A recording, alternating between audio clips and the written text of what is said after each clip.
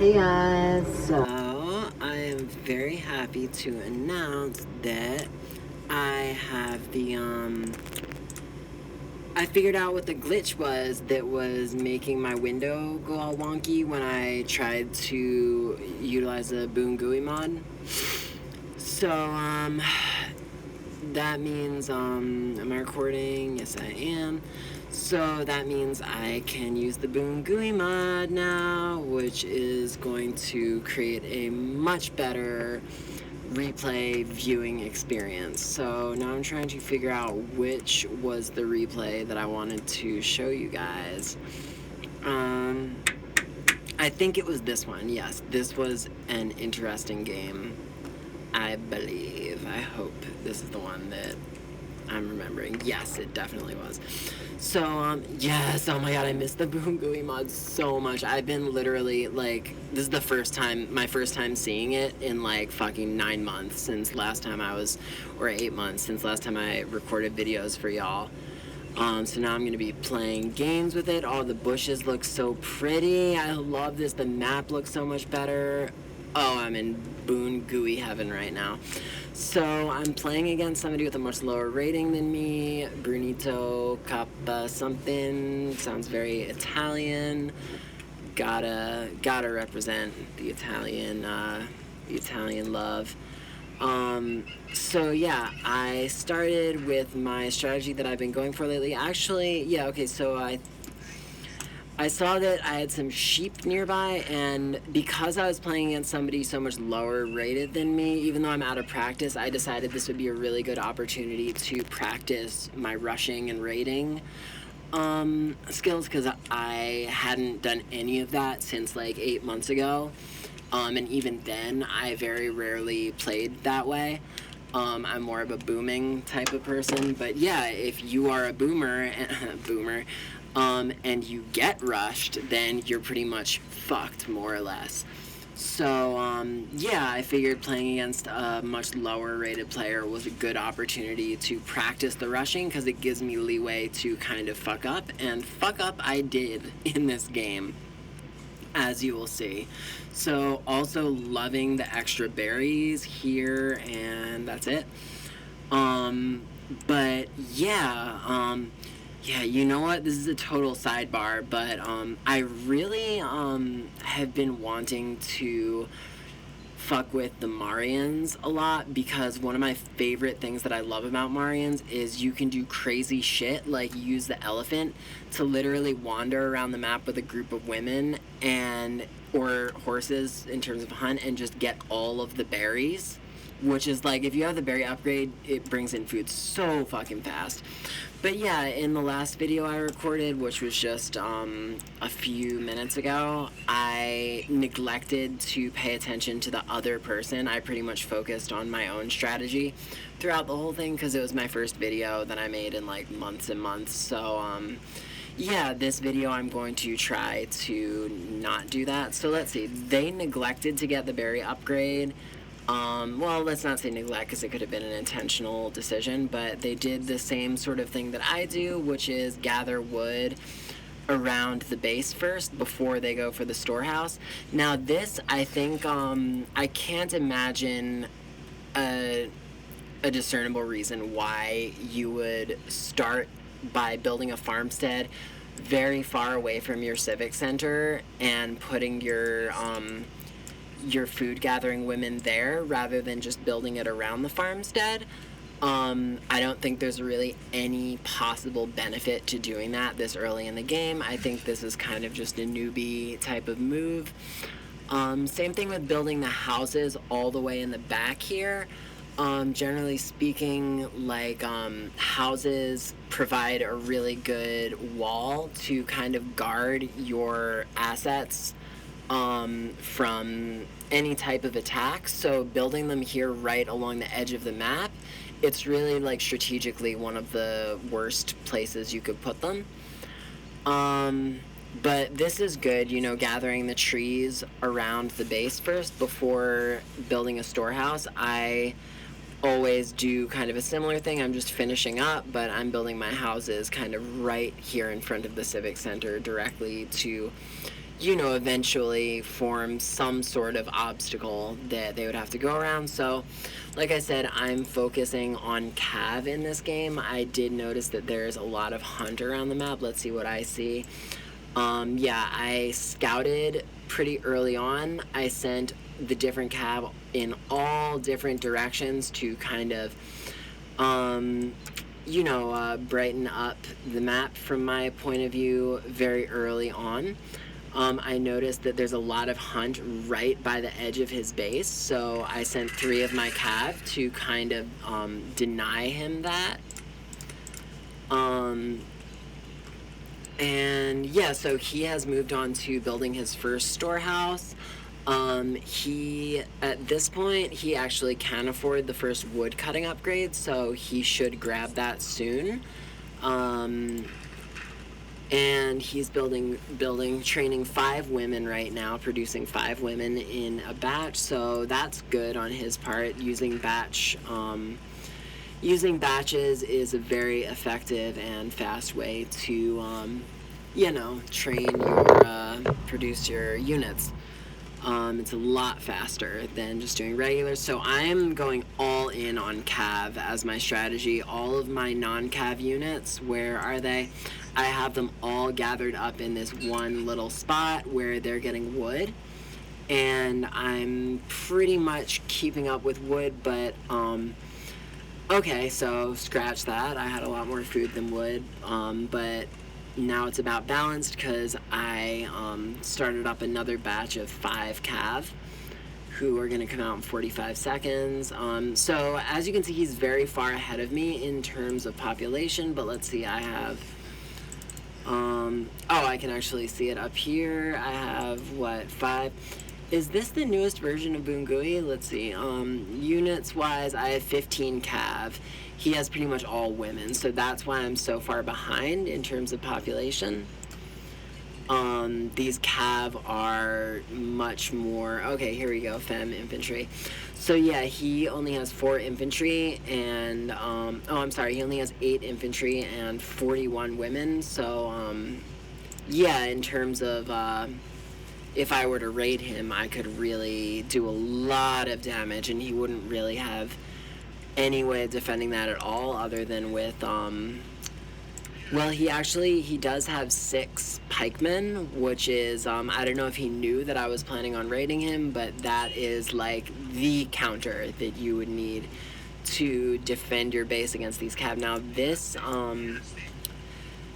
this forward operating base, I don't know why I called it that, but this storehouse right up here in front is, if it were me, I would just keep these soldiers and these women all together around one storehouse. There's not really much of a benefit to separating them out like that, because these women have nothing to defend them, and I am aware of their presence right now.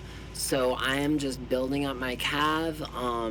At this point, I'm now up to 20, and I have 4 on the way. I think for this early rushing strategy, it might have been a good idea possibly for me to have built a stable so that I could have women coming out of the Civ Center to chop wood while I train the cav out of, wow, there's so many, it's very exciting, while I produce the cav from the stable. But that being said, I am doing a really incredible job in this game of balancing my food and wood. A lot of the time when you have a shit ton of cav early on, for me in the past, like if I wasn't playing particularly well, I build up a large surplus of food. But I am kind of keeping up with, the women on wood cutting, so that is a good thing. I think I'm preparing to rush him soon. He has 1 cav only right here. Yeah, so this is a huge vulnerability right here. Like I said, there's not really much, it doesn't make any sense to have your women, well, okay, so now he has all these houses actually, so they are kind of protected now. There's, I think, enough houses for all 20 of these women to, assuming they hold 5. Okay, so here we go. I sent 14 cav in to mess these women up, and I think I do a pretty freaking good job of it. I think I was going for a pincer attack. That's exactly what I was doing. So I sent 14 in, but at this point, I completely... that's a fucking disaster. I let him get his pikeman over to my cav, and so now I had them meet up, but I lost so many cav there, and what could have been a completely flawless, beautiful rush turned into, and here we go again. I let them get in there. Like, you can't, like, when you're rushing, you cannot let pikemen get a single hit on your cav. Like, you can't even let them get close, because they will knock out a horse in literally 2 swipes. If you have 2 pikemen, literally, you're knocking cav out instantly, you know? So, yeah, that was a disaster. Okay, put it this way. It was not a disaster, but being that I'm trying out a new strategy that I'm not used to, and, you know, I'm making a lot of sacrifices to have all of these cabs so early on in the game. And because I let him get so many hits in with these pikemen, actually they're spearmen, because I let him, can I get that one? Get that one. Because I could have, like, had them turn around and get a lot more hits. Because I let them get so many hits in and lost so many cav, it kind of defeated the purpose of my strategy. See, I still did get twice as many kills as him, but killing a cav is worth so much more than killing a woman. You know, it takes so much time, so many resources to create cav. So, honestly, it's kind of a wash in terms of the kill death alone. You know, okay, so what does this mean? I killed 32. He killed 17. He killed, I think, more than half of my cav. Yeah, it's really depressing. I'm gonna cry. Yeah, he killed more of my cav than... Yeah, like, total disaster, you know? Total fucking disaster. I did that rush like a noob. And it could have been so successful. He had a huge undefended group of women here. Huge, pretty much undefended group of women here, other than 2 fucking pikemen, 2 spearmen. But I could have annihilated. I could have gotten all these kills, if not more, and gotten out without letting him get a single hit on me, because spearmen have to catch up to your cav in order to do any damage. And one thing about spearmen is they are ridiculously slow, and cav are, like, extremely fast, obviously. So yeah, basically what I'm trying to say is I fumbled it. I fumbled that fucking raid like a bitch. But yeah, so at this point it's like, if I want to pull myself out of this, I need to keep rushing him, because I have all of these cav, and that's what I've kind of committed to in terms of my strategy. Right now I have 12 of them. They're fully healed. They're sitting in the Civic Center. There is still a lot of hunt on the map. I don't know if I ever end up going for it. That's exactly what I should be doing right now, actually, is I should be, now that they're all healed, I very much am wasting time right now. All of those calves should be popped out of the Civic Center, going and scooping up. Do I know it's there? I'm sure I do. And scooping up all of this hunt over here to, even though I have plenty of food, I have a surplus of food, right? Like, at the same time, these, honestly, no, maybe not hunting, maybe, well, I don't know. It's a good question. They should be doing something, but I think what I decided to do instead is, yeah, judging by the direction they're going, I think I'm going to attempt another rush. This is, I really hope I don't go there because it would be a complete waste. There's literally no soft targets there. Now over here, he's created 5 cav in order to defend his farming area where he has 20 women. The good thing is, okay, so there's a shitty thing and a good thing. I have 12 cav, so I could have carved those 5 cav up. Oh, okay, never mind. So now he has 10 cav. Even so, I could pretty much kill all his cav and lose mine, but that would have been not the smartest thing. But what I could have done is, well, come to think of it, I think I did this the right way, because if I went around this way, he would have seen me with the cav. Either way, I did have to crawl through the back of his territory.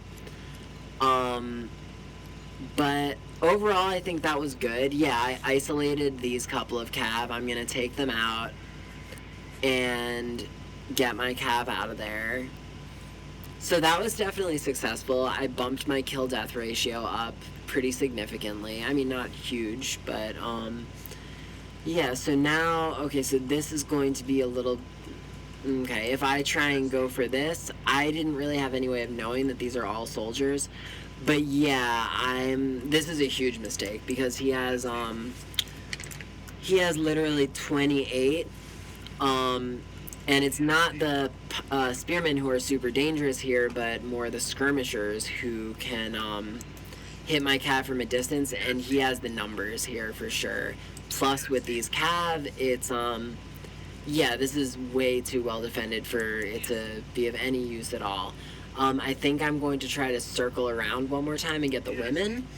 I actually definitely do have the numbers here though, so I can take out these cav, luckily, which I'm about to do.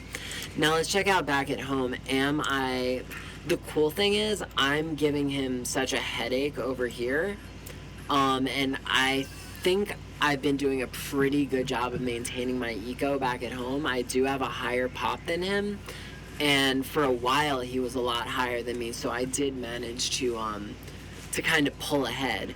But now he's chasing me with a bunch of spearmen, and looks like he didn't manage to get any kills in. These are skirmishers. This was not an engagement I should have... Okay, I got a couple hits in. Thankfully, I backed off. Okay, so overall, I think that second rush was a lot more effective than the first one. That first rush, I had the potential to completely cripple him and literally completely take him out of the game. I could have pretty much killed all or like 80% of his women and kept all of my cav. If I had managed to do that, I could have brought the cav back, or I could have used them to hunt these this last bit of hunt over here, could have brought them back, produced even more cav, and then went and hit him with like maybe like 35-40 cav while he was still recovering from that first attack, and it would have been pretty much game over. But instead I was super sloppy with that first raid, and I pretty much botched it, and I allowed him to take out so many of my cav with those spearmen early on. So at this point, we're 16 and a half minutes into the game, and neither of us have even hit 70 yet. I'm housed, which is shitty, but the good thing is, during that whole first rush, I didn't really get myself housed that bad, and I didn't really, incur too much idle time that much. I made sure everybody had something to do back at the home base while I was, microing the rush. The problem was I wasn't really microing the rush too well. The best strategy when you're messing with spearmen, is to have the cat, like, you always have to tell the cav to run away, like, 2 seconds before you actually think you need to. And another really important thing is the cav will literally, if you so say your cav is right here, and there's some spearmen like right here, like chasing them. If you like tap right here, and tell them to go over here, then they'll start running, but the second they hit this spot, they'll turn right back around and they'll start running towards the spearmen. So when you are microing a rush, you need to really click. You need to pick a distance really far away from the enemy to tell your cav to run to, you know? And the trick is if you pick the exact right distance. Sorry, I'm showing you guys empty space right now. But the right way to do it is to find a good distance that's far enough away that the cav will run to that spot and open up a wide gap. And then they'll turn around right at the perfect moment, hit the units that are chasing them with a couple of whatevers, do some damage, and then before they can catch up, click that same distance really far away again so you can widen that gap. And, if they keep chasing you, you can take down like a shit ton of their units without ever letting them get close enough to land a hit. And that really is the art of rushing someone in a nutshell. I hope I explained it in a way that wasn't too unintelligible. So now, I don't know why, but I think I'm sending... See, these guys, where am I in terms of... So I have a surplus of food, so I could have sent them to hunt. I could have just kind of left them in the civ center or just kind of put them near my other units just, for safety. But instead, I kind of thought maybe I would have any chance, because I did know that his farms were in this area.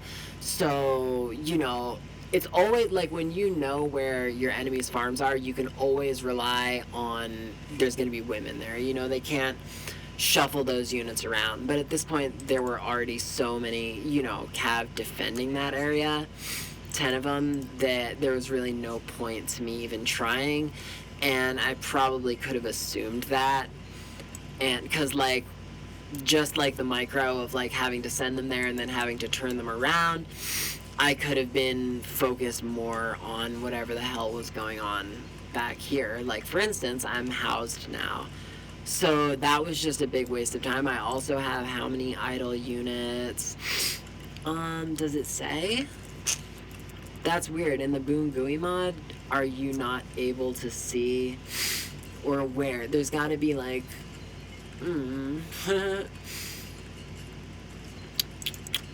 maybe here you can... yeah, idle workers. So I have 6. Okay, so it's just the horses. These guys are... I guess technically they're not considered to be idle because, that's so weird. I guess technically they're not considered to be idle, but they are. So I think that's just a mistake in the Boom GUI mod, maybe because they're mercenaries, but that wouldn't really make any sense because mercenaries can build. Yeah, because I understand why it wouldn't make sense to include champions or heroes in the list of idle workers because all they can really do is fight. So having them kind of stand around when there's not a battle happening is really it kind of muddies the waters and confuses you. It would confuse you to consider them idle. I'm not sure in the just regular 018 non-Boom GUI mod if you have champions or heroes and they're standing around, does it count them as idle? It doesn't, does it? I have no idea. Tell me in the comments. But yeah, so I am building this second civic center and I'm building it kind of very much like forward, which tactically is kind of an aggressive move, which I think I kind of just wanted to, so I mentioned in my last video that it's always a good idea to actually build your second civic center, if you're building a second civic center, to build it as close as possible to your first one, because you want them to be connected by a string of buildings, because if you happen to lose that second civic center, you'll lose all of the buildings around it if you don't have a chain of buildings connecting the two, right? So yeah, I like to, whenever possible, build that second civic center pretty close to the first, and I definitely did that. I also wanted to have access to these 2 metal mines, and I also isolated these 2 metal mines, or 3, I guess, right? Yeah, that's awesome. Yeah, he can't really go for those anymore. Kind of like this whole side of the map, like, I mean, I guess in theory he could come out here and build a civic center, though, so haven't really entirely claimed that. But anyway, so now I'm building my requisite mid-game stables so that I like to have, I would say about, like, ideally like 12 stables, even like maybe 14 by the end game, so I can get cav popping out of those 2 at a time and get the conscription upgrades so that you get faster batch training.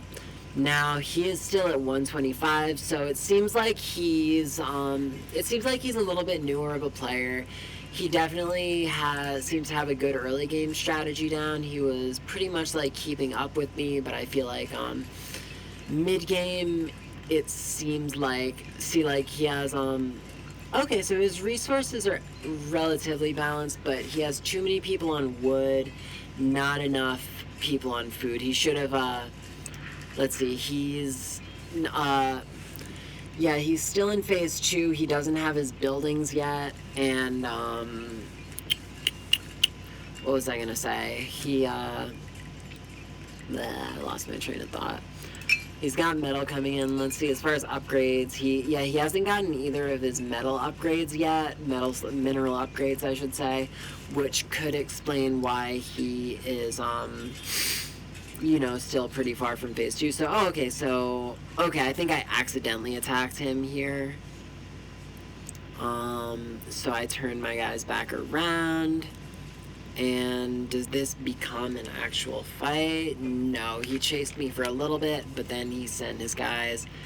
Interestingly, back to this metal mine, which is strange because he doesn't have a store. I mean, I guess he's sending them to this storehouse, which he does have the, not the wheelbarrow, but he has the 2 upgrades leading up to that, which means his people can walk longer distances and he loses out less because they can carry more. That's what the first baskets and then the next one, those upgrades, let them carry a little bit more. But I would say still building a storehouse here for these guys would have been worth the little bit of wood that it costs.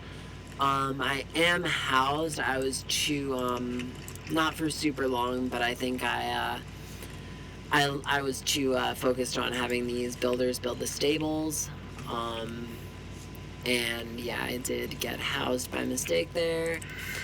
Also, I think in retrospect, I probably should have built the stables more in this area to kind of connect my initial base with my forward base a little bit more effectively.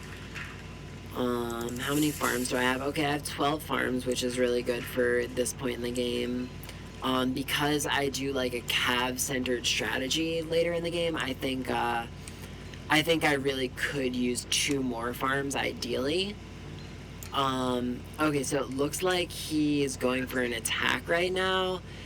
I don't know if this is super wise on his part, because he only is attacking with 46 units, and yeah, it's strange because he has okay, so now he's bringing everyone forward, and he actually does have a lot of cav that he's attacking with. A lot of them are, what are these, sword cav? No, they're horse archers, which is strange. I don't see horse archers getting used very frequently. I don't know if, like, for me, like, I would always prefer skirmishers if I was gonna go for a ranged cav unit. But he sent a very large quantity of units in, and he's definitely outnumbering me. I have a huge problem in the fact that I have a bunch of idle units back there. And let's slow things down a little bit.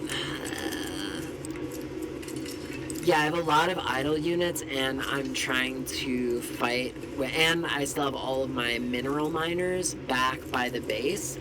I really could have done well to move them up, because I have so many mines, like, right on the front line, so I really could have taken all of those units mining by the Civic Center, and I could have moved them right up to the mines on the front line to have been more prepared for this attack, because look, he has really evened out the kill-death ratio. He's dropped it down to 1.2.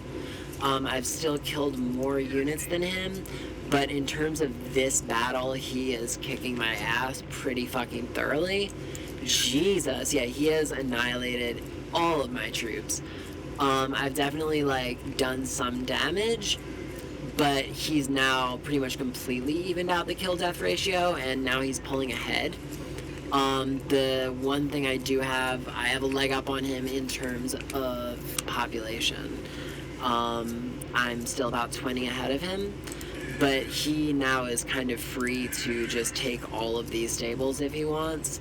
He has enough units to kind of grab them. I am building sword cav as fast as possible, but Jesus Christ, I am now fighting off these cav with just 20 archers. So this is not going well for me, although he is down to 68 units. Did I miss something? That's interesting. I think he's... Okay, so yeah, he's kind of playing this really poorly. He kind of let... he tried to fight me with just like a couple of units up by the front line. And he's also allowing all of these units to just hang out around my Civ Center.